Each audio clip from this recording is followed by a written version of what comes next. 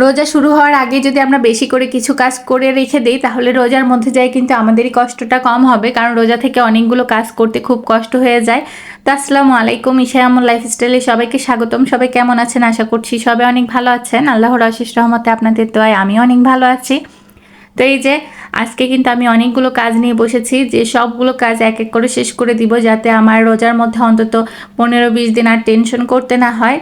তো এখানে প্রথমেই আমি আমার বাচ্চার খাবারটা রেডি করতেছি। এমন একটা সময় যে এখন আমার বাচ্চার খাবারও শেষ হয়ে গেছে, আমি ওকে যে হোমমেড সেরেলাকটা দিই সেটা শেষ হয়ে গেছে। তো সেগুলো আমি আগে ভালো মতো রাত্রেবেলায় মানে পরিষ্কার করে ধুয়ে রেখে দিলাম, তারপরে সেটা সারা রাতে ফ্যানের বাতাসে শুকিয়ে নিয়ে সকালবেলা উঠে আমি এগুলো ভাজতে শুরু করে দিছি।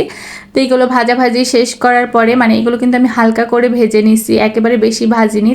এগুলো যখন 80% ঠান্ডা হয়ে গেছে তখন আমি এগুলো ব্লেন্ড করে নিচ্ছি। একেবারে ঠান্ডা হলে কিন্তু ভালো মতো ব্লেন্ড হতে চায় না, এই জন্য একটু মশমশা থাকতে হয়।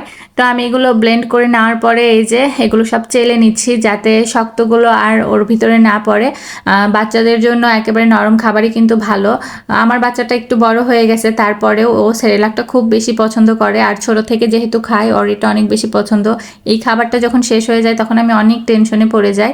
তো এখানে আমার ঈদের পরের 1 মাস পর্যন্ত হয়ে যাবে, একেবারে 2 মাসের খাবার রেডি। এখন আমার অনেক শান্তি লাগতেছে, আর রোজার মধ্যেও টেনশন নাই। এই যে 2 কৌটা হয়ে গেছে, এখন আমি এগুলো নর্মাল ফ্রিজে রেখে দিব। আর এখানে আমাদের রমজান মাসে বড়া খাওয়ার জন্য এখানে 3 রকমের ডাল আর একটু চাল নিয়ে আমি ভিজাইছিলাম, তো সেগুলো ব্লেন্ড করে নিলাম। তো এইগুলো সবগুলো আমি এখন বক্সে করে করে রেখে দিব। কয়েকটা দিন তো চলেই যাবে অনায়াসে, 15 দিন না গেলেও 10 দিন তো যাবেই। তো যাই হোক, যেই কয়দিন যাই সেটাই আমার জন্য লাভ, কারণ বাচ্চা নিয়ে একসাথে অনেকগুলো কাজ আমি করতে পারি না, এই জন্য যখন একটু সুযোগ পাই বেশি করে কাজ করে রেখে দিই। একটা ভিডিও দেখতে কত সহজ মনে হয়, তাই না? কিন্তু ভিডিওটা করা যে কতটা কঠিন, মানে আমি যে ভিডিওটা করতেছিলাম আমার মেয়েটা আমাকে যে কি পরিমাণ বিরক্ত করতেছিল, এতগুলো কাজ করতেছি প্লাস আমার মেয়ে আমাকে খুব বিরক্ত করতেছে, সমানে বলতেছে আর কি করতেছে, এগুলো আমি খাবো, এগুলো আমি খাবো। তো শেষ পর্যন্ত ভাবলাম ওকে কয়েকটা বড়া ভেজে দিই যাতে ও বসে বসে খেতে পারে। তো এইদিকে আমি তরকারি রান্নাও তুলে দিচ্ছি। তো এখানে আমি মাছগুলো কষিয়ে নিলাম, এখন আমি এর মধ্যে সবজি দিয়ে দিব। এখানে আমি সাজিনা আর আলু দিয়ে মাছের ঝোল করতেছি।